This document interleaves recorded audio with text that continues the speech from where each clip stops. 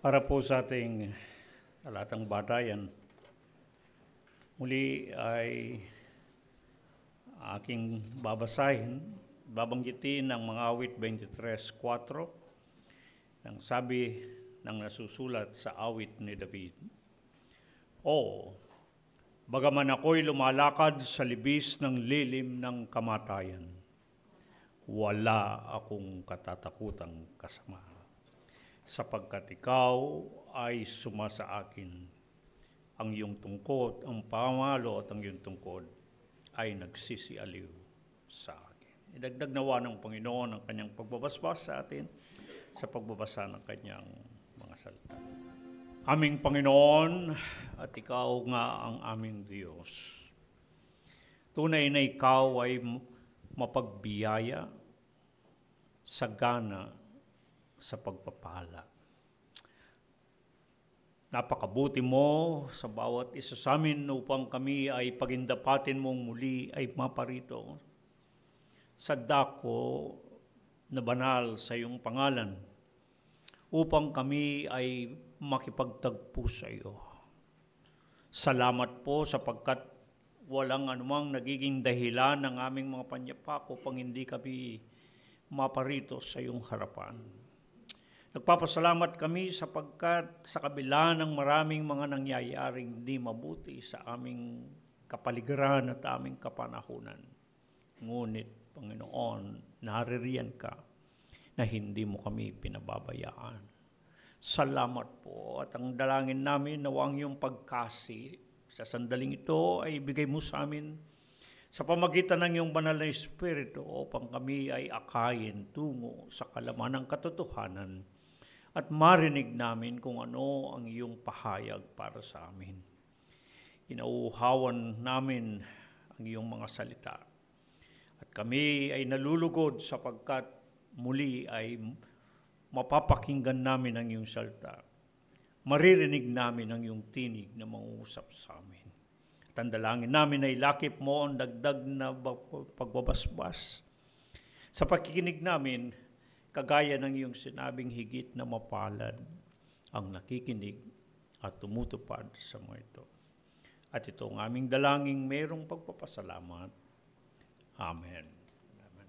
Nasa pagpapatuloy po tayo ng ating paksang pinag-uusapan na ating naumpisahan ng isang nakaraang linggo. At ito ang aralin pagkain na mayroong paksang kadiliman na kamatayan, katakutan na kasamaan, na hinango sa batayang talata ang awit 23, talatang 4. Tulad ng aking sinabi, mahaba-haba itong paksang ating pinag-uusapan, ngunit napakahalaga. Lalo na sa ating mga kasalukuyang nangabubuhay sa daigdig ng mga buhay. Sapagkat lalo na maging sa mga mananampalatayang Kristiyano na nalilibang sa kasalukuyang dumadaan at lumiliisan na buhay na may hangganan. Nakakaligtaan ng katotohanan na mga sinasalita sa Biblia, mga paalala at babala na ang buhay natin sa ngayon at sa kasalukuyan ay hindi lamang maiksi, kundi mabilis na lumilisan at nagtatapos. Ito'y pansamantalang buhay na may hangganan. At ang kawakasan nito ay kamatayan. Nakakaligtaan na pag-usapan, bagamat madalas nating mabasa ang tungkol sa isang buhay na walang hanggan.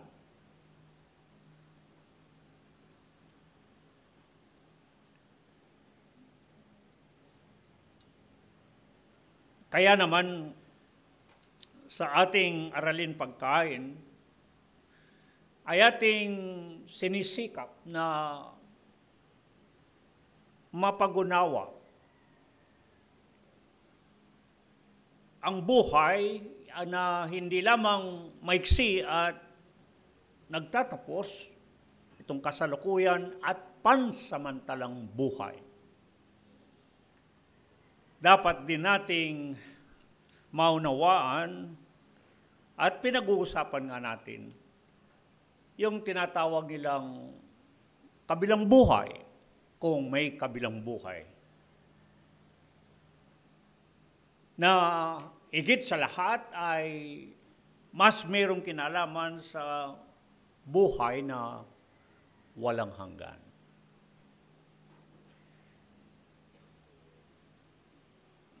Sa nakaraan nating pagsusuri sa maraming mga bahagi ng kasulatan at tinitignan natin sa kabuuan ng mga nasusulat. Pinag-uusapan natin mga magkabi-kabilang mga pakiwari o mga pag-aakala. Sapagkat alam natin ang paksang ito, lalo na ang kabilang buhay, kung ano ang nangyayari sa mga namamatay, kung sila ba'y naglalaho na lamang, na parang bula, at lubusan ng nangawala, at nauwi na lamang sa alabok, at naging pulbos na lupa. O merong kinalalagyan, o kaya naman ay mayroong pinarparoonan. Napakaraming mga tanong ang mga umuusbong kapag pinag-uusapan ang kabilang buhay. Yung after death or afterlife, kung alin ang marapat. Maraming mga nangabubuhay sa kasalukuyan na hindi naniniwala na mayroong kabilang buhay. Kaya nga't nangabubuhay sila sa mga kasabihan, kagaya ng mga kasabihan ng mga tao noon, na kung sapagkat ang buhay sa kasalukuyan ay maiksi, wala tayong dapat na gawin kundi kumain, uminom, magsaya, sapagkat bukas ay mamamatay tayo.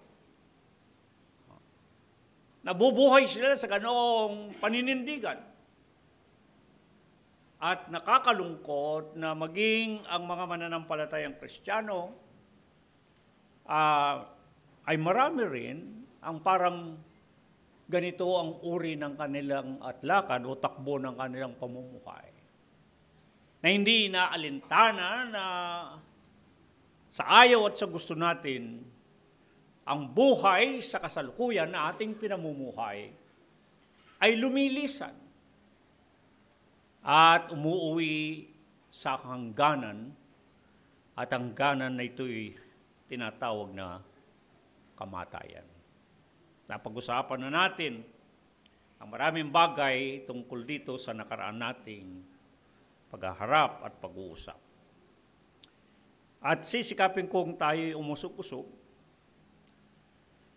sapagkat kung ang mas mahalagang paghandaan ay ang kabilang buhay, kung merong kabilang buhay, bakit ba hindi paghahandaan? Madalas kapag ang kamatayan ang pinag-uusapan, palaging nababanggit o ikinakabit sa usapin ng kamatayan sa Biblia ang dalawang salita. Sa unang tipan, mababasa natin ang Ebreyong salitang Sheol. At sa ikalawang tipan, ang Gregong salitang Hades. Ito bang dalawang salitang ito ay marami ang mga pagtatalo-talo. Merong nagsasabi na ang Sheol ay siya ring libingan. Ang kinahihimlayan ng mga namamatay. Bagamat, kung titignan natin sa wikang Hebreo at Grego din, may ibang salita ang tungkol sa libingan. Ito yung keber, at tapos sa Grego o nemeon. Iba siya dun sa salita. Bagamat hindi natin may tatatuan na may mga pagkakataon na parang naghahalinhinan ang paggamit ng Biblia sa salitang Sheol, Hades, sa isang libingan. Gayunpaman, makakasumpong din tayo ng mga talata na para bagang hindi ito ang himlayang libingan, kundi isa siyang dakong pinaroroonan. At may mga pagkakataon din na itong salitang Sheol o Hades ay isinasalin ding Tartaro o impyerno. Alin ba ang totoo sa mga ito? Tulad ng sabi ko, dalawang pananaw ang matutuklasan natin. Una, ito ba ang kinahimlayang libingan o dakong pinaroroonan ng mga patay o nangangamatay?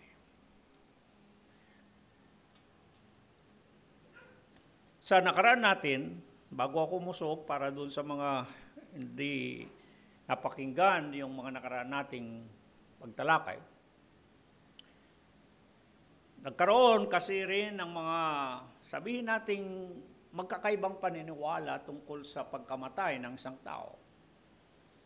Pagkamatay ng isang tao ay nawawala na lamang siya, yung tinataglang extinction, para siyang naglaho, nauwi sa labok. Mangyari, may paniniwalang ang tao ay katawan lamang at kapareho din ng kaluluwa. Yun din. Maliban lang sa espiritu na lumilisan sa niya. Meron namang naniniwala na mayroong talagang kaluluwa na humihiwalay sa katawan kapag siya'y namamatay. Wala tayong usapin dun sa espiritu sapagkat talaga mang maliwanag na yung espiritu na madalas tinutumbas, yung ruach, yung neuma, ay itinutumbas sa hininga at yun ay bumabalik sa Diyos kapag ito'y kinuha ng Diyos. Ang pinagtatalunan na lamang madalas ay kung ang katawan ay siya ring kaluluwa, iisa sila. Kaya pag namatay ang tao, kung iisa ang katawan at ang kaluluwa, nawala na ang tao, mauwi siya sa labok, mabubulok, mawawala. O yung paniniwala naman na magkaiba ang katawan sa kaluluwa. Yung katawan, yun ang naiiwan sa libingan. Ngunit may kaluluwa na lumilisan. Tinignan na natin ang mga ilang talata na mukhang merong katwiran na magkaiba ang dalawa, ang katawan at ang kaluluwa. Mismong ating Panginoon ay ating natunghayan sa Mateo 10:28 na pinaghiwalay niya ang dalawang usaping ito, ang katawan at ang kaluluwa. Ang tao, mapapatay niya ang katawan, ngunit hindi niya mapapatay ang kaluluwa. Pinag-iba ng Panginoon. At ang Diyos lamang ang makakapatay sa dalawa at makapagbubulid, dinagdagan pa, makapagbubulid sa impyerno o sa Hades o Sheol, kung alin man ang maaari nating gamitin. Kaya't titignan natin sandali, tatawid tayo sa daigdig ng mga patay. Titignan natin ang mga sinasabi ng Biblia. Tulad ng sabi ko, aking pinauna, itong lahat ng mga aking inilalahad ay paglalahad ng lahat ng pananaw. wala pa tayong tinatayuan o pinipili kung alin ang paniniwalaan. Ang mahalaga, tinitignan natin lahat ang sinasabi ng mga talata sa Biblia. At tungkol sa Sheol at Hades, ay madalas ayon sa sinasabi, ito yung mga paglalarawan ng Sheol at Hades. Sa Genesis 36, Isaias 38:10, inilarawan na meron itong pintuan na pinapasukan. Sa Genesis 37:35, ito'y pinupuntahan at nilulusungan lalo na ang mga masama. Ang sabi ng mga awit 9:17, ang masama ay mauwi sa Sheol, pati ng lahat ng mga bansa na nagsisilimot sa Diyos.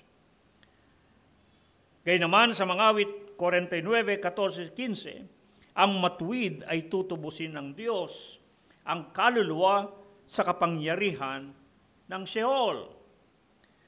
Awit 86:13, ang Panginoon sapagkat dakila ang kanyang kagandang loob, kanyang iniligtas ang kaluluwa sa pinakamalalim na Sheol. Awit 33, ang Panginoon isinampa ang kaluluwa mula sa Sheol upang huwag bumaba sa hukay.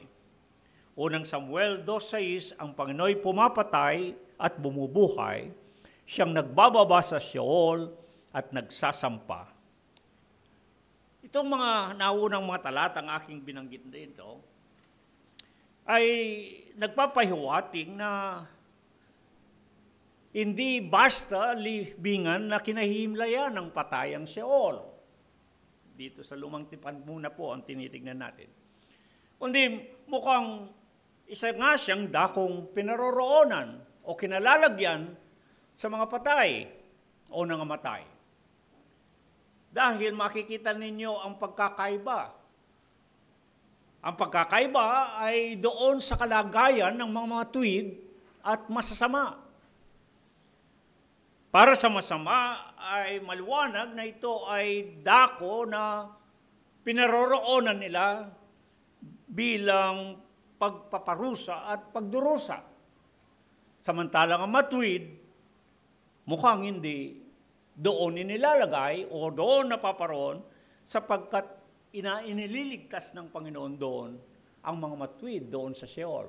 Kaya kung ang Sheol ay isang libingan lamang, di sinsanay yung matuwid at ang masama ay doon pumaparoon. Ngunit mukhang hindi ganoon ang sinasabi ng mga talatang ating binabasa. Yung masama, yung mga nakakalimot sa Diyos, yung mga hiwalay sa Panginoon, silang lalo na sinasabing bumababa sa Sheol. Samantalang yung matutuwid, inililigtas ng Panginoon na huwag bumaba sa Sheol. Kaya mula roon, parang hindi siya libingan. Mukhang isa siyang dakong pinaroroonan. Tignan pa natin ang mga ilang mababasang inilalarawan tungkol sa Sheol at sa Hades. Mga awit 139:7,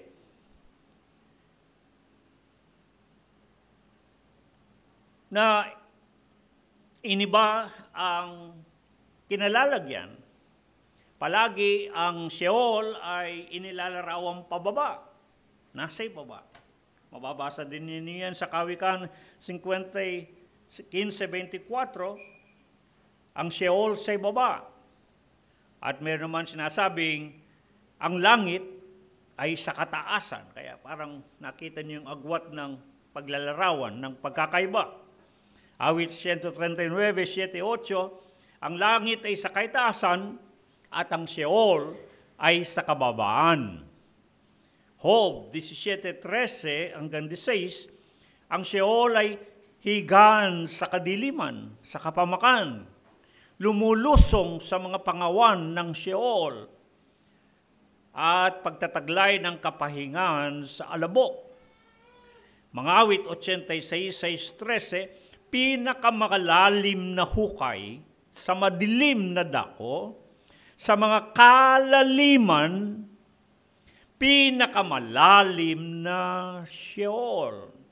Sa Isaiah 14:15, ang Sheol, ang sabi, ay ang kaduluduluhang bahagi ng ukay. Sa mga awit 63:9, ang Sheol ay lalong mababang bahagi sa lupa. Sa Ezekiel 31:14-15, ang sinasabi, silang nangabigay sa kamatayan ay sa pinakamalalim na bahagi ng lupa, nagsisibaba sa hukay, bumababa sa Sheol, ang kalaliman. Ezekiel 32:18-21-24, sa gitna ng Sheol nagsisibaba na nangapapatay ng mga libingay na nangalalagay sa pinakamalalim na bahagi ng hukay. Job 7:9-13, Kapitulo 10, 21-22, ang sabi roon ay, siyang bumababa sa Sheol ay hindi na aahon pa sa lupain na dilim, gaya ng salimuot na kadiliman, lupain ng lilim ng kamatayan na walang anumang ayos. Mga awit 6:5, sa kamatayan ay walang alaala sa Panginoon, sa Sheol ay sinong makapagpapasalamat. Job 22:6, ang Sheol ay dako ng kagibaan. Isaiah 14:9-11, ang Sheol mula sa ibaba ay nakikilos upang salubungin ang pagdating ng apupukaw ang mga patay. Ang uod ay nangangalat. Kawikan 30:16, ang Sheol ay lupa na hindi napapatirang uhaw ng tubig at ang apoy na hindi nagsasabi na siya na. Ibig sabihin yung apoy, hindi napupugnaw at hindi napapatirang uhaw ng tubig. Ang Sheol sa uunang tipan, matutuklasan natin, mababasa natin sa 66 na beses o pagkakataong binabanggit ang Sheol sa lumang tipan. Alin sa dalawa, ito ay kalagayan, paglalarawan ng kalagayan ng mga patay, o kaya na may kinaroroonan ng mga patay. Bagamat may pagkakataon, sabi ko, na sinasalin din siyang libingan, ngunit nakita natin may kakaibang salita ng Hebreo at ng Grego sa salitang Sheol. Pagka binasa ninyo, namili ako dun sa mga ilang 66 na talata sa Biblia, sa lumang tipan lamang, ang salitang Sheol. Ang mga ilan, ang sabi, alimbawa sa Genesis 37:35, 44:29, ito ang unang pagkakataon na mababasa niyong salitang Sheol sa lumang tipan.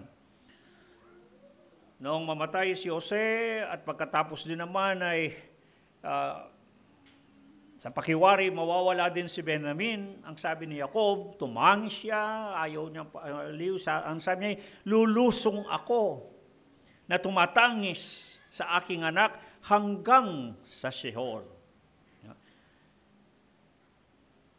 na may kapanglawan. So parang dakong pupuntahan siya para kay Job. Pupuntahan niya yung kanyang anak na dahil di ba ibinalita sa kanya namatay si Jose na kanyang pinakaiibig o pinakapaborito at pagkatapos sa pangalawang pagkakataon nung hiningi si Benjamin na sa pakiwari ni ako ay mamamatay din o mawawala din sa kanya kung paano nawala ang anak ni Jose. Sabi niya, lulusong ako na tumatangis sa Sheol na may kapanglawan. So parang susundan niya roon ang kanyang anak. Mga bilang 16, 29, 33, at natatandaan ninyo nang ibuka ang lupa sa mga naging magsik sa panahon ni Moses, ay binuka ng Panginoon ng lupa at ang sabi, sila'y ibinabang buhay sa Sheol. Ang lupa sa ilalim nila'y bumuka, ibinuka ng lupa ang kanyang bibig at nilamon sila. Kasunod na makikita yung talatang Sheol, saltang Sheol, sa Deuteronomio 32:22. Ang apoy na nag-aalab sa galit ng Panginoon. Ang apoy doon ay nag-aalab sa galit at nagniningas hanggang sa Sheol. Unang Samuel 2:6, ang Panginoon ay pumapatay at bumubuhay, siyang nagbababa sa Sheol. Unang Hari 2:16, bumaba sa Sheol.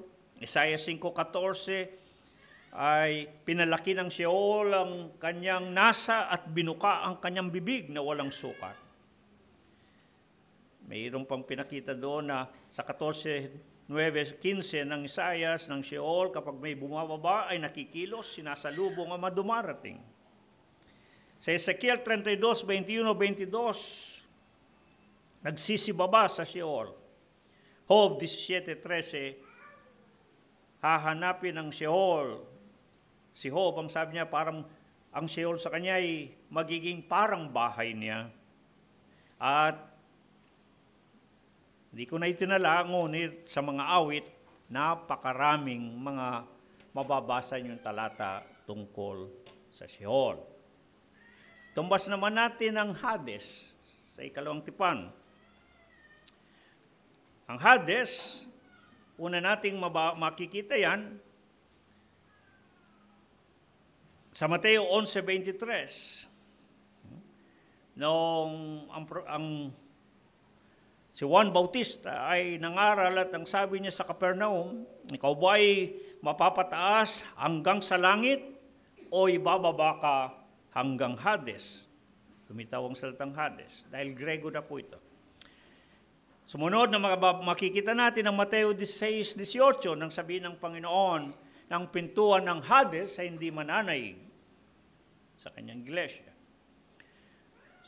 Ang mga Gawa 2:29-31 tungkol kay David at kay Kristo na ating Panginoon, sinabi, hindi pinabayaan sa Hades tungkol kay Kristo Jesus, ni ang kanyang katawan ay hindi nakakita ng kabulukan. At pagkatapos, mababasa na natin ang Hades, nilaktawan ko na po yung iba, dahil tatalakayin natin. Sa Apokalipsis 1:18, siya ang may hawak ng susi, si Kristo Jesus, ang susi ng kamatayan at ng Hades. Apokalipsis 6:8, tinutukoy ang tungkol sa kamatayan at Hades, at sa Kabanatang 20:13-14, na ibibigay ng dagat ang mga mapatay, ibibigay ng kamatayan at ng Hades ang mga patay, iluluha ang mga patay sa kanila, at mahatulan ng bawat isa, at ang Hades ay ibubulid sa dagat-dagatang apoy na tinatawag na ikalawang kamatayan. Pag tinignan po natin ang mga talatang aking binahagi sa inyo, marami pa tayong makikita. At gusto kong mas tingnan natin ang may ilang tanong kung ito ay dakong pinaroroonan ng mga patay, na mamatay, o para bagang lumalabas na sila ay pansamantalang inilalagak doon. Kasabay nito kaya nandyan din sa hanay ng ibang pananampalataya, meron silang purgatorio. Ibang usapin naman yon. Parang isang pansamantalang dako din. Pero ang pinag-uusapan natin itong Hades at Sheol, para siyang isang dakong pinaroroonan ng mga patay, parang pansamantala silang inilalagak doon, lalo na ang mga masasama. Tinitingnan ko, ang mga matuwid mukhang iba ang kanilang pinaglalagyan o kinaroroonan. Basta't pag Sheol at Hades ay ang sinasabi ng mga talatang mabasa natin ay pansamantalang dako na kinaroroonan ng mga namamatay na mga masama.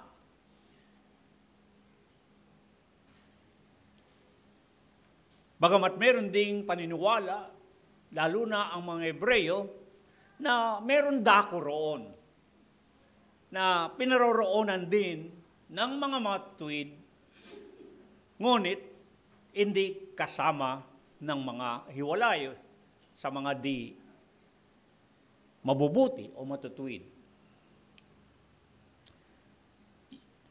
Ang ating Panginoon, ang ating gusto kong pakinggan, ang tungkol kay Kristo Jesus, sapagkat alam po ba ninyo, ang sinasabi ng ikalawang Timoteo, at itong magandang bagay, ang sinasabi ng ikalawang Timoteo 1:10 ay ganito, ngayon, nahayag sa pamagitan ng pagpapakita ng ating tagapagligtas na si Kristo Jesus, na siyang nagalis ng kamatayan at nagdala sa liwanag ng buhay at walang pagkasira sa pamagitan ng Ebanghelyo.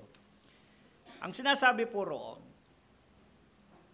nang ang ating Panginoon ay naparito, kagaya ng mababasa natin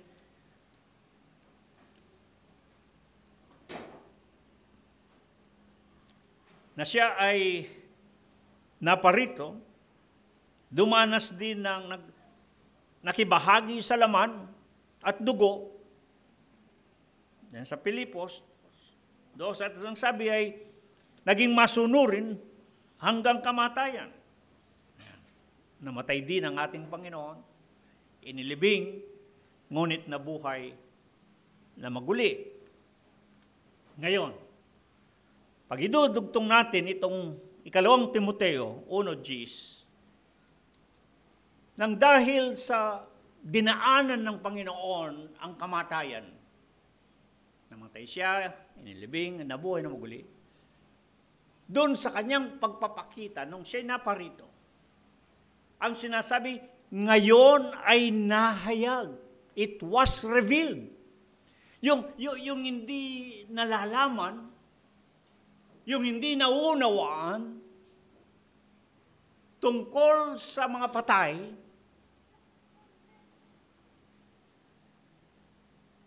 ay binigyang liwanag.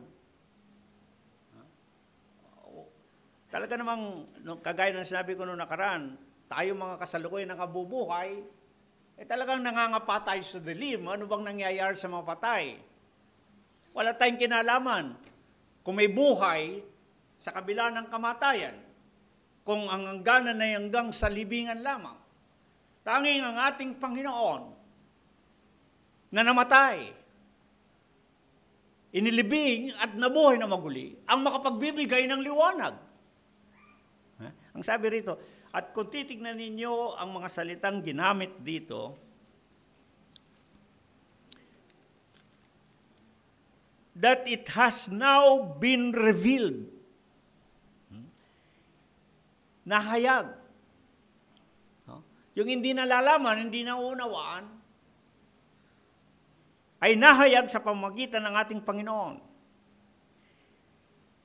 na siyang nag-alis ng kamatayan. Pero pag titignan po ninyo, ang ginamit na salita rito, yung katargeo sa Grego, naging nawala ng bisa ang kamatayan. Bagamat siya namatay, dahil siya nabuhay, nawalang bisa ang kamatayan. At ang karugtong pa rito, ang sabi niya, at nagdala sa liwanag ng buhay at walang pagkasira. Pag titignan ninyo sa Ingles na salin, that brought life and immortality. Yeah. Sa makatwid, sa pamagitan ng ating Panginoong Jesu Kristo, nang nakibahagi siya sa laman at dugo, naging masunurin sa kamatayan hanggang sa kamatayan sa krus. Ang sabi nga ng Apostol Pablo sa Pilipos. Dinaanan niya ang mamatay. Ang sabi ng mga magawa, ni hindi siya mahawakan o mapigilan ng kamatayan, hindi naiwang nabulok ang kanyang katawan sa libingan, sapagkat siya'y muling nabuhay. At doon sa nangyaring yon sa ating Panginoon, nagkaroon ng liwanag ang tungkol sa buhay at walang pagkasira. Yung tinatawag sa Ingles, immortality. Na mayroong buhay na walang hanggan. Kita po ninyo? Nagkaroon ng liwanag sapagkat ang ating Panginoon ang naging sa pamagitan ng ating Panginoon nang siya'y maparito. Kaya, ito'y parang sa isang mahabang, sabi nating, kuweba ng dilim na nangangapa ang buhay. Anong mangyayari sa mga patay? Doon sa dulo, merong liwanag. Kaya natin yung ekspresyon sa English na at the end of the tunnel. Sa mahabang usapin tungkol sa kamatayan,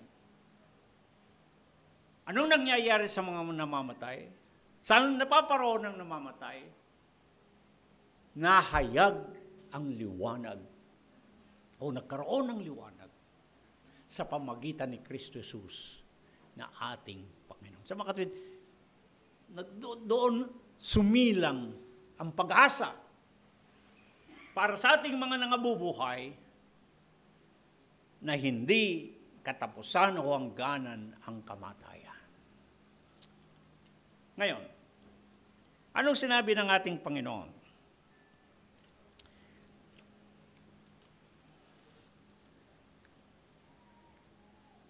Merong sinabing nangyari ang Panginoon nung siya'y narito at nagtuturo. At marahil alam na ninyo, tinutukoy ko ang Lucas 16:10 hanggang 31. Ang sabi ng Panginoon, may nangyari ang mayaman at nangangalang Lazaro.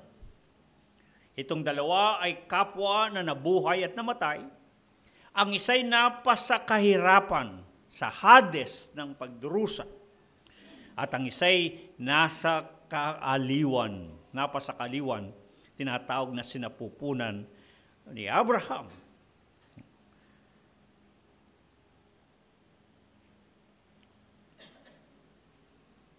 Ang marami na hindi naniniwala sa pangyayaring ito, ang sabi nila ito ay isang talinhaga lang. Hindi yan talagang nangyari. Talinhaga lang yan, at ang talinhaga ay isang paglalarawan ng isang kalagayan, isang ilustrasyon ng isang sitwasyon. Ngunit kung titignan po ninyo, mukhang hindi siya basta talinhaga.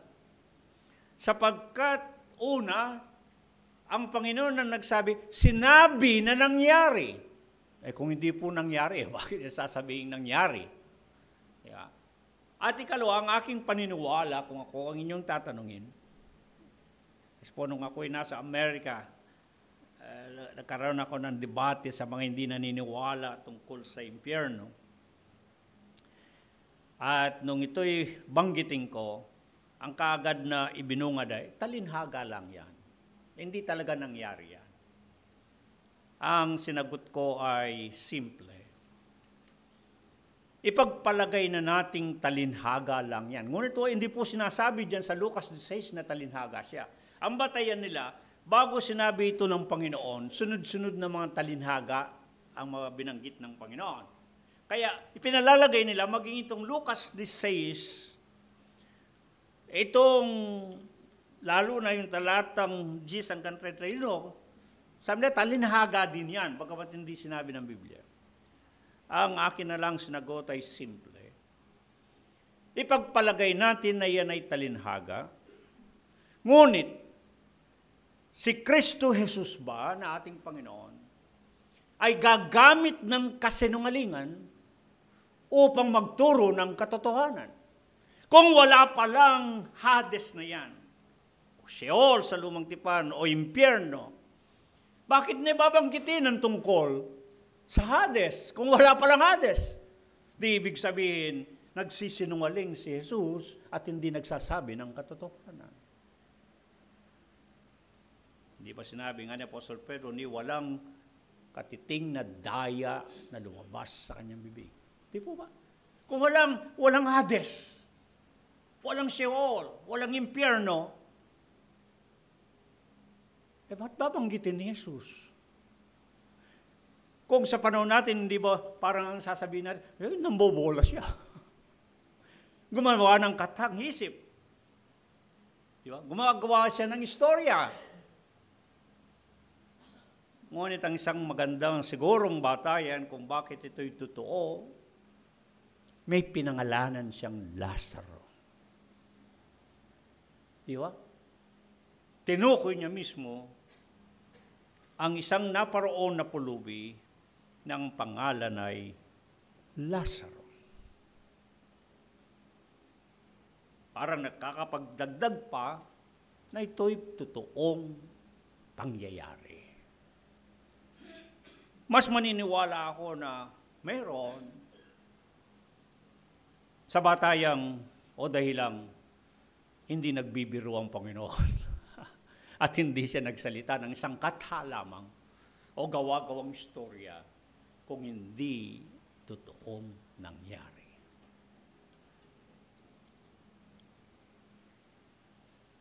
Hindi ko alam kung makakatulong sa atin. Binanggit niya si Abraham. Alam po ba ninyo, inilibing, natalakay na natin nung nakaraan natin doon sa Araling Pagkain Pamumuhay na Paglalakbay. Inilibing si Abraham sa yungib ng Macpela. Alam mo ninyo nung sabihin ng Panginoon, itong pangyayaring ito, na doon sa kanyang sinabing nangyari, nandun si Abraham, umabot na ng 1,800 taon ang nakalipas nung namatay na si Abraham. Ibig sabihin, kung namatay si Abraham ng 1,800 taon nang nakalipas, di dapat wala ng Abraham. Yung inilibing na Abraham sa yungib ng Macpela ay bulok na, at hindi lang bulok, siguro talagang alabok na, wala nang anumang masasabi nating makikita ng Abraham. Pero pagkatapos ng 1,800 taon, binanggit ng Panginoon si Abraham nandun sa dakong yon ng Hades. Naalala nyo minsan doon sa ating Araling Pagkain, may sinabi pa ang Panginoon kung sino ba ang Diyos ni Abraham, ni Isaac at ni Jacob. Siya'y Diyos ng mga buhay, hindi ng mga patay. Kaya ibig sabihin buhay si Abraham. Pinagtatalunan natin kung nasaan na lang siya. Pero mukhang buhay siya ayon dito sa mga batayang talatang ito. Meron pang isang pangyayari, titingnan natin kung makakatulong sa atin. Kung ang mga namamatay pa, pagkat sa kabilang buhay ay buhay sila, o kagaya ng sinasabi, wala na sila. Naalala ninyo si Saul, sa unang Samuel 28, nang hindi na nakikinig ang Diyos sa kanyang mga daing at mga tawag. Di ba sumangguni siya sa mga sanggunian ng mga espiritu, mga medium. At iniling niya na ibalik at makausap mula sa mga patay si Samuel. Yan. At lumabas naman si Samuel at ang sabi ni Samuel, bakit mo ko ginambala at pinabangon? Marami na namang sabihin natin, pagtatalo doon, ang sabi nila, hindi, masamang espiritu yung lumitaw. Hindi, yung medium, yung sanggunian ng mga espiritu, sila ang nagsalita at inilagay lang sa isip ni Saul ang imahe o larawan ni Samuel. Pero pag titingnan po ninyo yung talatang mabuti, mukhang si Samuel talaga ang bumangon sapagkat nagsalita siya ng salita mismo naggaling sa Diyos. Pero, maaaring sabihin natin, iwanan natin sa pagtatalo-talo yon. Pero paano, halimbawa sa Mateo 17:3, nung magbagong anyo ang Panginoon, sinong lumitaw? Si Moses at si Elias. Natatandaan ba ninyo si Moses sa Deuteronomio 34:5 ay namatay at inilibing. At sinasabing ang Diyos ang naglibing, kaya't walang taong nakakita ni nakakaalam kung saan siya inilibing. Matagal na rin patay si Moses. Pero bakit lumitaw siya doon sa panahon ng Panginoon ay nagbagong anyo? Nangangahulugan ba yung mga patay ay buhay doon sa kabilang buhay? Yeah.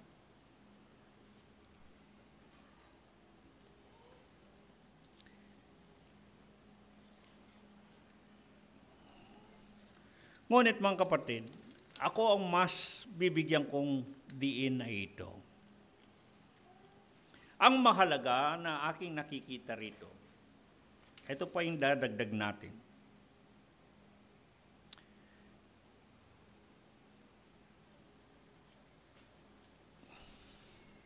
Ito bang pinag-uusapan nating Sheol, Hades at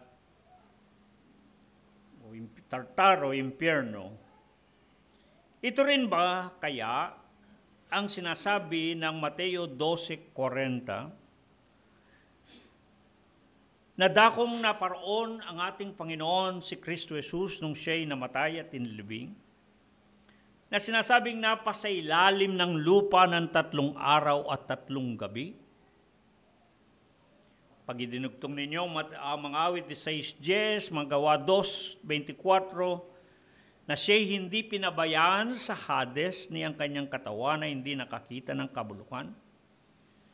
At idadagdag ninyo ang Efeso 4:8, na siya'y bumaba rin naman sa mga dakong kalaliman ng lupa, nang umakyat sa kaitaasan ng sangkalangitan, ay dinala niyang bihag ang pagkabihag.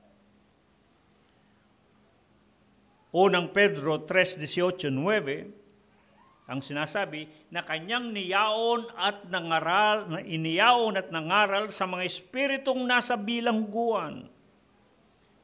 Unang Pedro 4:6, pinangaral maging sa mga patay ang ebanghelyo. Pagamat sinabi ni Apostol Pedro, maraming bagay mahirap unawain. Pero nakita natin, anong ibig sabihin ng mga talatang yon? Ng Panginoon ay bumaba sa kalaliman at tinangay niya ng bihag.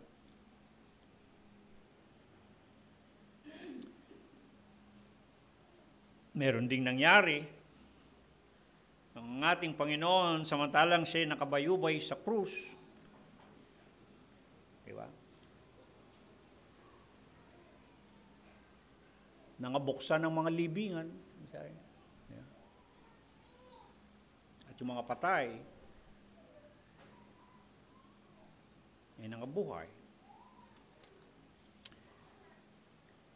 marami tayong pwedeng tingnan na marami pang mga talata na saan mo ay nagtatalo-talo o hindi magkakatugma. At nagiging batayan ng pagkakaiba ng mga paniniwala. Ngunit para sa akin,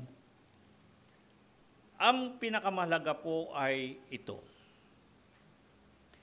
Hindi pinag-uusapan para sa akin kung ang Sheol, Hades, Impyerno o Tartaro ay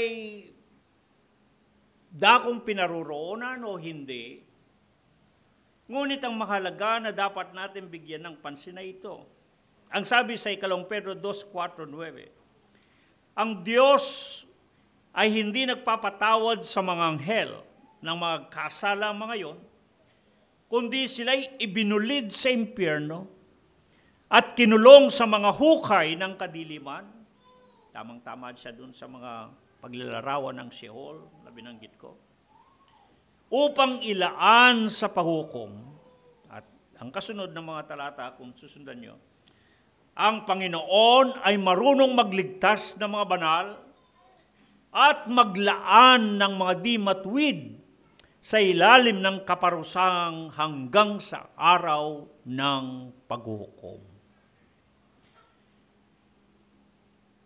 Merong banda kong pinaroroonan ng mga namamatay, kagaya ng mga anghel, ng mga nagkasala, na pansamantalang pinaglalaanan para sa kaparusahan pagdating ng paghukom. Ang mahalagang pansinin po natin dito, hindi yung mga pinagtatalunan kung merong dakong pinaroroonan na Hades, Sheol o kung wala. Mas siguro ang bigyan natin ng pansin sa Diyos kung paano tayong tao ay marunong na maghiwalay kung alin ang malinis doon sa marumi. Tama po ba? Pinaghahalo ba ninyo yung malinis at marumi? Tayo, pinaghiwalay natin yan. Ito yung malinis, dito yung marumi. Hindi natin pinaghahaloan. Ang sabi ng talata, ang Diyos, ang Panginoon ay marunong na magligtas sa mga banal. At maglaan naman sa mga di matuwid sa ilalim ng kaparusahan. Yun siguro dapat mas, kung tayo ay mananahan doon sa mga pinagtatalo ng usapan, na meron bang Sheol o Hades, Tartaro o Impyerno na pinupuntahan ng mga nangangamatay, pansamantalang kinalalagyan nila hanggang sa araw ng paghukom. Ako po hindi yun ang usapin. Para sa akin, ang usapin ay yung maliwanag na katotohanan na ang Panginoon, alam niya ang ginagawa niya, marunong siya kung anong gawin niya, paano iligtas ang mga mabuti at kung paano ilaan yung masama doon sa kaparusahan. Kung saan niya inilalaan, kung saan niya inilalagay, para sa akin po hindi yun ang mahalaga.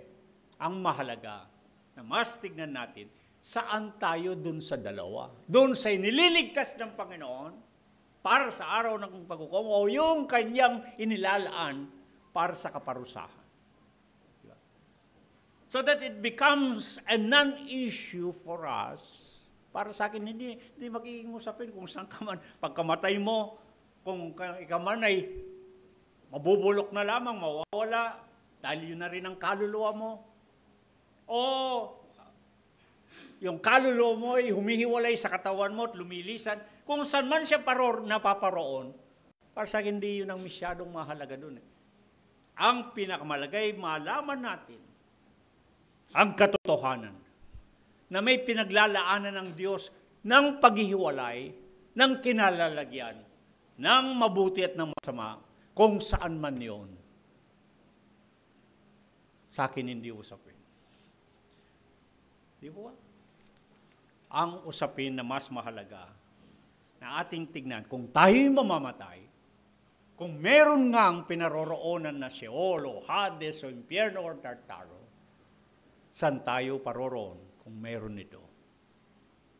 Kasama ng mga nilalaan ng Panginoon ay liligtas sa kaparusahan sa araw ng paghukom o yung ilalaan sa kaparusahan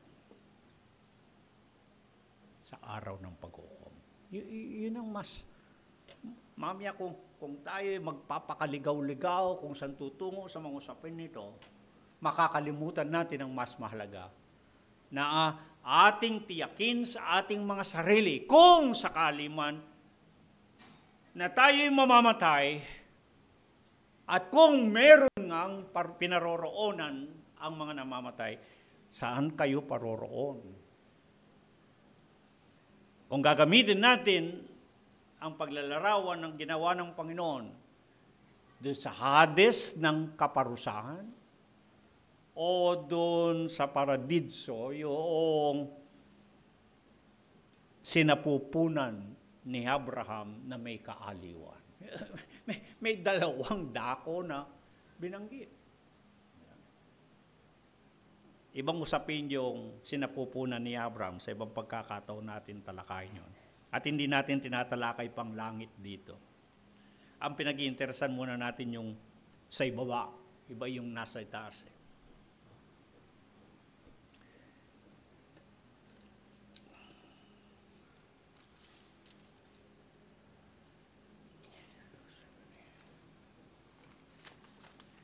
Para sa akin,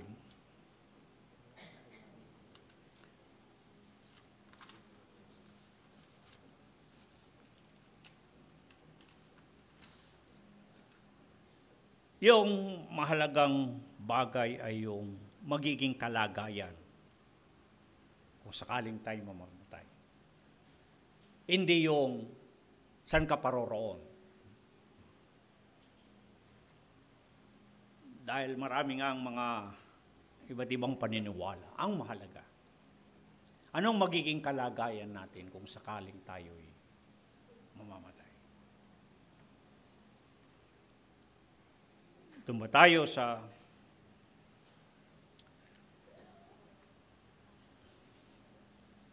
mga inilalaan ng Panginoon para sa kaligtasan, sa kaparusahan, o doon sa inilalaan niyang mapaparusahan sa kapahamakan? Yun ang mas sa akin na mas bigyan natin ng pansin. Ang iba pang usapan, tingnan ninyo.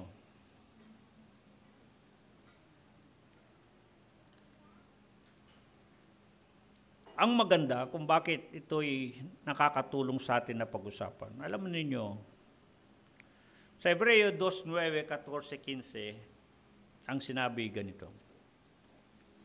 Nung nakibahagi sa laman at dugo ang ating Panginoon, naparitong nasa laman. At naging anyong tao, nagmasunurin hanggang sa kamatayan o sa kamatayan sa krus. Yung kanyang kamatayan, sa pamagitan ng kanyang kamatayan, ang sabi, ay kanyang nalipol yung may paghari ng kamatayan sa makatwidang diablo, upang sa gayon ay maligtas niya sila na nasa takot ng pagkaalipin sa kamatayan. Ibig sabihin nito, kaya tayo hindi maaring matakot sa kamatayan sapagkat yun ang dahilan kung bakit ang Panginoon ay namatay. Talagang nagpakababa siya, nag-anyo siyang tao, naging masunurin sa kamatayan, sumunod siya, mamatay siya. At alam nating nabuhay na maguli. Yun ang paraan upang sa mapawalan niya ng bisang kamatayan, upang sa ating mga mananampalataya ay mailigtas tayo sa takot ng kamatayan na umaalipin sa atin sa buong buhay natin. Nawawala ang takot sa atin dahil pinagdaanan ng ating Panginoon yan at binibigyan tayo ng magandang pag-asa sa buhay na ito. Ang isa pang maaari nating isama sa ating usapin ay tungkol sa pagkabuhay na maguli. Kung merong pansamantalang kinalalagyan na Sheol, Hades, Tartaro, Impyerno, sa akin pong panuri, hindi masyadong binanggit yung tungkol sa mga matuwid, kung saan sila. Ang mas binabanggit, kapag binabanggit ang Sheol, Hades, Tartaro o Impyerno, mas binabanggit yung mga masama. Yung matuwid, hindi, naghahanap ako ng mga tala, yung mga matuwid, nasaan ba sila? Maliban doon sa pahiwatig nung kay Lazaro, pero maliban doon ay wala tayong masyadong makita sa Biblia. Sa akin, hinahanap ko kung bakit ganon, kung bakit ang mas binigyang diin ay ang mga masama, kung saan sila napaparoon at binabanggit ang Sheol, Hades, Tartaro, Impyerno. Para sa akin, ang ibig ipahiwatig siguro, hindi na mahalagang pag-usapan yun sa mga matuwid. Parang sa saltang Ingles ay given. Parang ang ibig sabihin ay maayos ang kalagayan nila. Mabuti ang kanilang kalagayan. At ang mas binibigyan ng din, yung mga di matutuwid, yung mga masama, yung mga nakakalimot sa Diyos, yung mga hiwalay sa Panginoon, yun ang mas binigyan ng pansin at kung bakit palaging binabanggit ang Sheol, Hades, Tartaro, Impyerno dahil sa kanila. Yung matuwid, hindi nyo ganong mababasa sa Biblia. Ako hinahanap ko paano yung mga matuwid? Wala kami masyadong makita. Para sa akin, ang ibig lang sa'yo, nasa mabuting kalagayan sila. Kung saan man sila, nilagay ng Diyos, hindi masyadong pinag-uusapan. Parang nagbibigay ng paalala at babala, ang Sheol, Hades, Tartaro at Impyerno, dun sa mga wala sa Diyos. Alam niyo, yung salitamang kamatayan sa Biblia, iba ang pakahulugan. Dalawa ang pakahulugan na pinagtatalunan sa salitang kamatayan sa Biblia. Para sa iba, ang kamatayan, death is extinction. Ang kamatayan na yung paglaho ng tao. Pag namatay, wala na siya. Ngunit sa Biblia, hindi nyo gaanong makita yon, kundi ang kamatayan, that is more of separation. Ang kamatayan ay paghiwalay. At pag pinag-uusapan ang kamatayan, mukhang ang mas binibigyang pansin sa Biblia, ang mamatay na nakahiwalay sa Diyos. Ang mamatay na nakahiwalay sa Diyos. Ang mamatay na walang kaugnayan sa Diyos. Kaya siguro, kung bakit madiin na binabanggit palagi ang Sheol, Hades, Tartaro, Impyerno, para doon sa mga hiwalay sa Diyos. Para doon sa mga nakawalay sa Diyos.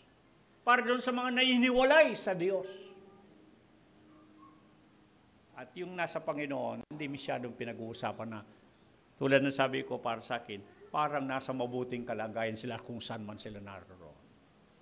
Bagamat, yan, pagsapit ng usapin tungkol sa pagkabuhay na maguli, maraming talata naman tayong mababasa na mga patay ay muling bubuhayin. At maraming talata kayong makikita sa Biblia na mas ang binabanggit na larawan para sa mga mananampalataya, inilalarawan ng kanilang pagkamatay kagaya ng pagtulog Mas maraming talata kayong makikita. Halimbawa, sa Job 3:11, 21-26, yung napatid ang hininga, tinutukoy na nahiga at nananahimik, nakakatulog at nagpapahinga. Job 14:10-12, ang tao'y namamatay at sa nandun siya, hindi nagsisibangon sa pagkatulog.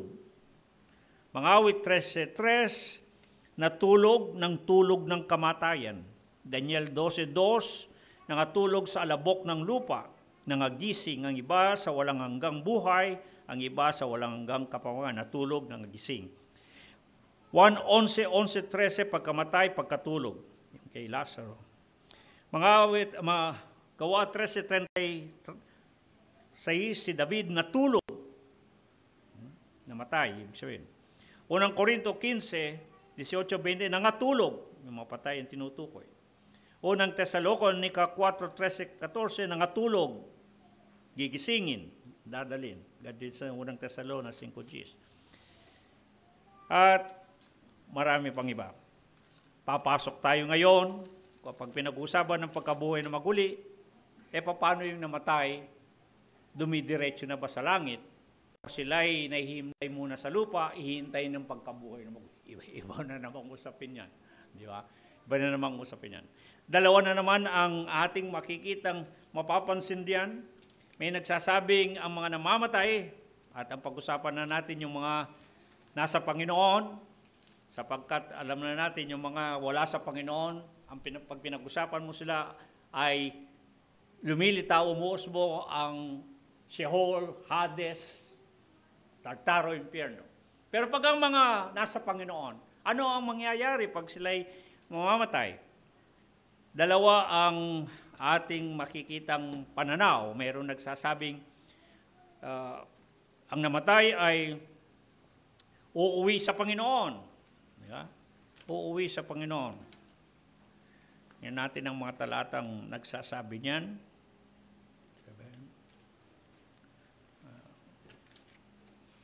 Napakahaba po ng mga ginawa ko kasi.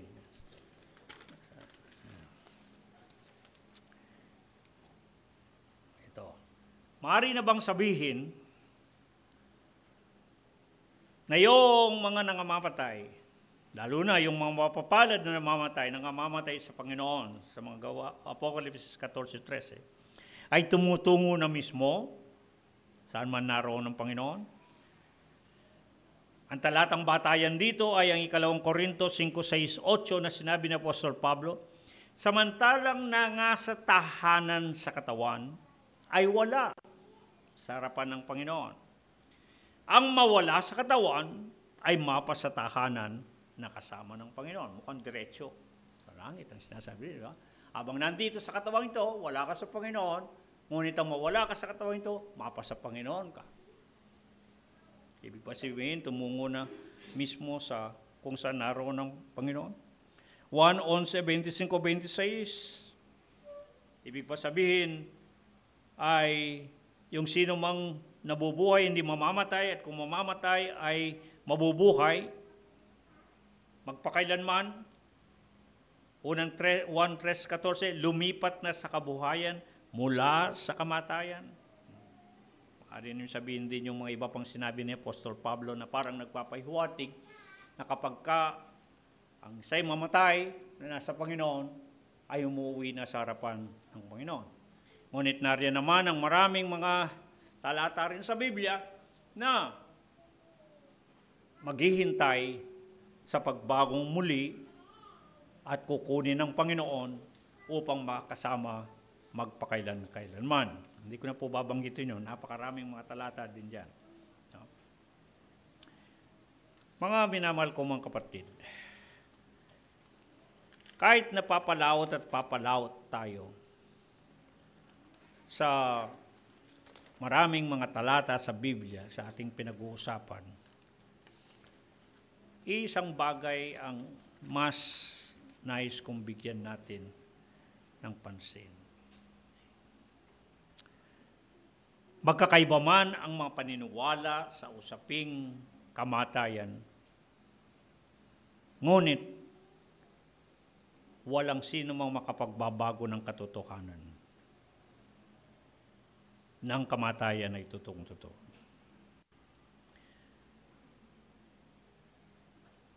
Para sa akin, hindi mahalaga kung pagkamatay ng isang tao, lalo ng mananampalataya, kung sila ay mananatili munang nahimlay sa libingan at maghihintay sa pagkabuhay na maguli at gigisingin ang mga nangatutulog sa Panginoon, kagaya ng maraming talatang mababasa natin, o pansamantalang meron silang, naroon sila sa isang dako. Para sa akin, ito ang mas mahalaga po.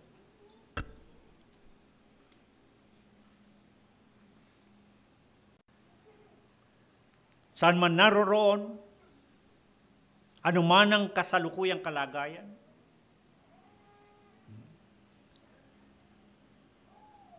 kailanman mangyayari, nabubuhay maguli. Ang mga ito, dadaan sa maraming pagtatalo-talo.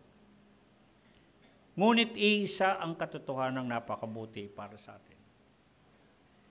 Ang sabi ng Roma 8:38-39, na kahit ang kamatayan man ay hindi makapaghiwalay sa atin sa pag-ibig ng Diyos na nasa kay Kristo Jesus. Yan ang mahalaga. Yung kung tayo'y sa Panginoon, itong usaping kamatayan, kung tutusin, hindi malaking usapin sa atin. Kung tutusin, hindi na tayo magpakapagod, belabored in the issues, yung talakayan na natin lahat, saliksikin na natin lahat, anong nangyayari sa mga patay, saan sila naroon, may pinupuntahan ba, o nahihimlay, naghihintay ng pag-uwi. Ang mga yun, kung tutusin mga kapatid, hindi masyadong mahalagang usapin. Ang pinakamalagang usapin ay yung mga nasa Panginoon, na nangamamatay sa Panginoon, kagaya ng sinabi ng Apokalipsis 14:13. Sila'y mapalad, makarios. Para sa mga Grego, ang salitang makarios, mapalad, ay isang kalagayan o kinaroroonan ng mga Diyos. Sa isipan ng mga Grego, yun ang gamit ng salitang makarios. Blessed, happy, mapalad, masaya, pinagpala, pinakamasaya, yung mga nangamamatay na nangamamatay sa Panginoon. Sapagkat makarios sila, ibig sabihin, nakakaabot sila o nakakarating dun sa kalagayan o kinaroroonan ng mga Diyos o ng Diyos sa atin, dahil tayo isang Diyos lang. O sa mga Grego, mga dioses. The realm of the gods. Isang malaking kapalaran para, isang malaking katuwaan, isang malaking kasiyahan. At yan sinabi ng Biblia. Mapalad ang mga nangamamatay at nangamamatay sa Panginoon. At yung kamatayan, hindi makapaghiwalay sa atin. Hindi tayo kayang hiwalay ng kamatayan sa Diyos. Yun ang magandang bagay. Kung pansamantala, saan tayo napupunta, anong kinalalagyan natin? Hindi masyadong muna. Dahil pag-usapan man natin ang dakong paroroonan o walang dakong paroroonan, bandang uli, ang pinakadulo ng lahat, tayo ba'y sa Panginoon o hindi? Iyan ang mahalaga. Kaya ang sabi ng Roma 14:7-8, hindi tayo nangabubuhay sa ganang ating mga sarili, sapagkat kung tayo nangabubuhay sa Panginoon at kung tayo mamamatay sa Panginoon, walang pagkakaiba. There is no difference. Basta tayo'y sa Panginoon. Kaya ko po gustong pansamantala, dahil tutuloy pa natin ito, pansamantala kung iiwanan sa inyo ang isipang ganito. Katapos natin pinag-usapan ng Sheol, Hades, Tartaro, Impyerno, kung may pinupuntahan na dako, kinarorong pansamantalang inilalagak doon, naghihintay sa araw ng paghukom, o kaya naman nahihimlay sa libingan. Mga kapatid, iiwanan ko sa inyo ang isipan. Bakit tayo mag-i-interest sa lugar na paroroonan? Bakit hindi natin tiyakin kung ano magiging kalagayan natin? Yeah. Di ba yun ang mas... Parang ganito po yun eh. Pag-usapan man natin ang impyerno, Sheol, Hades, pag-usapan man natin ang langit, kung gaano ang kaganda sa langit, gaano kasama sa impyerno, bandang huli ang usapin lang naman halimbawa sa langit, tatanggapin ba kayo? Di ba?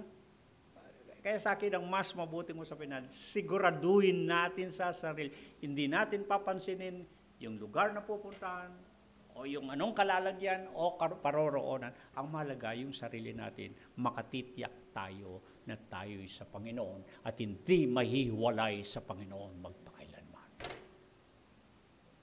Mamatay o mabuhay, mabuhay o mamatay.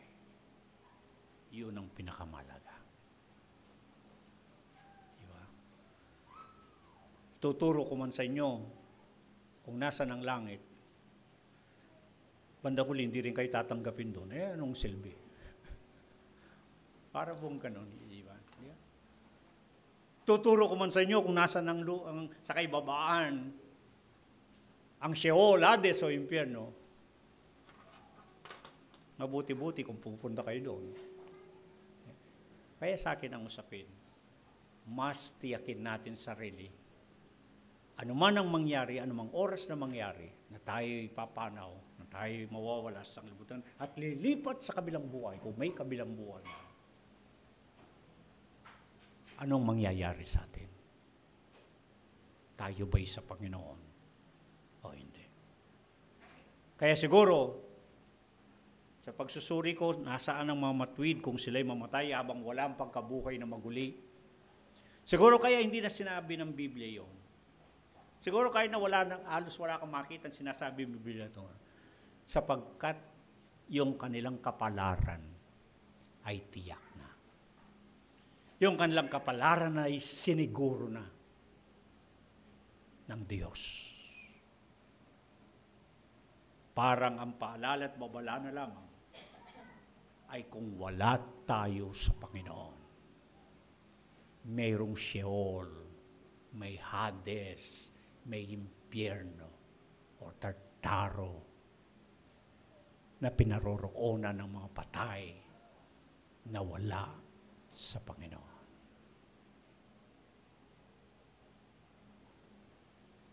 Alalahanin natin, marunong ang Panginoon. Alam niya kung paano iligtas ang mga kanya at ilaan yung hindi kanya sa kaparusahan.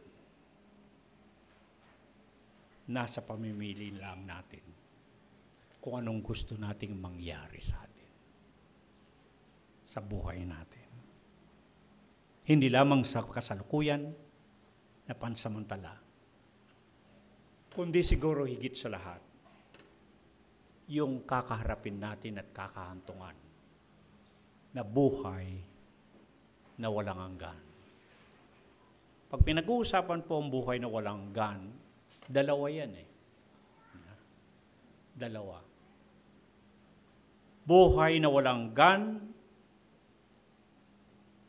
sa kinaroroonan ng Panginoon o buhay na walang hanggan sa kaparusahan na kapahamakan. Parehong buhay na walang hanggan. Parehong buhay na walang hanggan.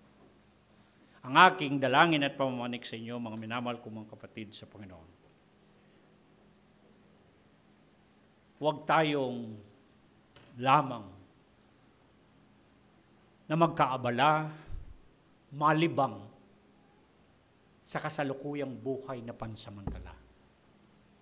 bigyan din natin ng pagkakataon na ihanda natin ang ating sarili na maaaring mangyari anumang saglit na tayo ay lilisan sa buhay na kasalukuyan at pansamantala.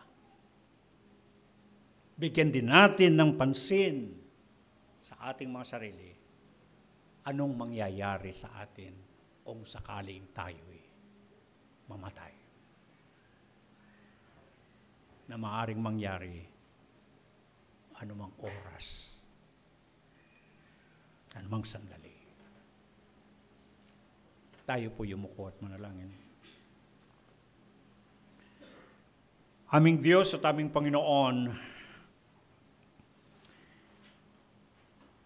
labis po kaming nagpapasalamat sa pagkakataong ibinigay mo sa amin. Kapag ka pinag-uusapan ng kamatayan, kapag ka pinag-uusapan ng mga patay, ang mga nangmamatay, kung ano ang mangyayari, nasaan sila, ano ang kalagayan. Panginoon, napakarami pong hindi namin alam. Talagang para kaming nangangapa sa dilim. Ngunit kung magbabatay kami sa mga salita at mga talata na nasa Biblia, kahit paano may liwanag na umaaninag sa usapin ng kabilang buhay. Ang pinakamagandang balita para sa amin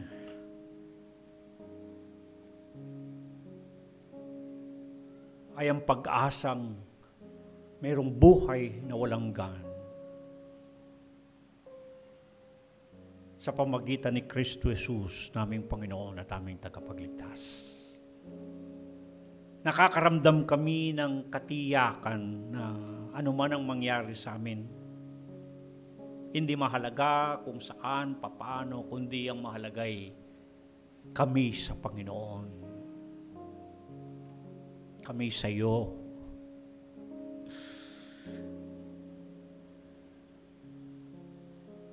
Paalalahanan mo nawa kami palagi sapagkat maraming pagkakataon nalilibang kami sa aming panahon. Nagkakaabala kami sa maraming bagay sa buhay lamang ngayon.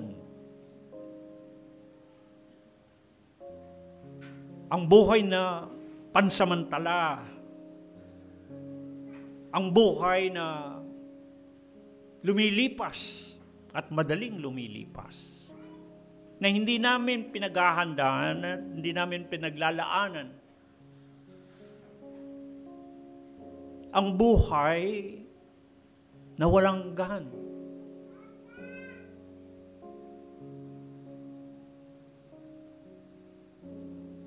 Salamat po, Panginoon, sapagkat anumang mangyayari sa amin kung kami sa iyo, tiyak namin na meron kang mabuting panukala para sa amin. Habang kami nabubuhay sa daigdig ng mga buhay, binibigyan mo kami ng pagkakataon upang makapaghanda kami, upang makapagpasya kami. Ano ang aming pipiliin sa namin gustong gugugulin ng aming buhay sa kabilang ibayo.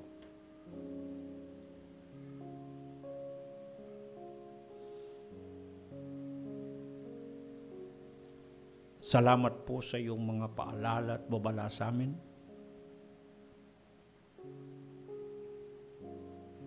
Upang mabigyan ng sarili ng bawat, mabigyan ng aming sarili ng tamang pamimili, tamang pagpapasya. Habang mabilis na lumilipas ang panahon, huwag lamang kaming matali sa mga bagay na pangsanglibutan Huwag lamang kaming manatili na nahuhumaling sa kasalukuyang panahon. Huwag lamang kaming matuon ang buong panahon, isip at buhay, lakas sa buhay na ito. Sapagkat ito'y magwawakas. Lahat ng nangabubuhay hahantong sa kamatayan. Ngunit habang binibigyan mo kami ng buhay, samantalang hindi mo kinukuha ang hininga na ibinigay mo sa amin. Binibigyan mo kami ng pagkakataon upang lalo nawa sa buhay pang ito ay mapalapit kami sa iyo. Manatili ng aming pagkakahugnay sa iyo at hindi kami mabuhay na hiwalay sa iyo. Sapagkat mas higit na mahirap ang mangyayaring mahiwalay sa iyo ng walang hanggan.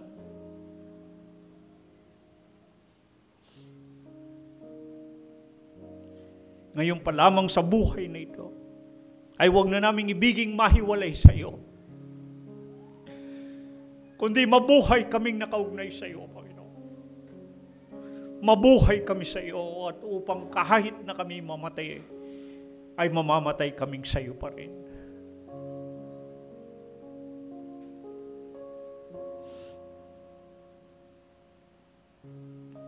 Salamat po, Panginoon, sa iyong mga salita ng paalala para sa amin. At ibinibigay namin sa iyo lahat ng pagpupuri at pagluwalhati. Amen.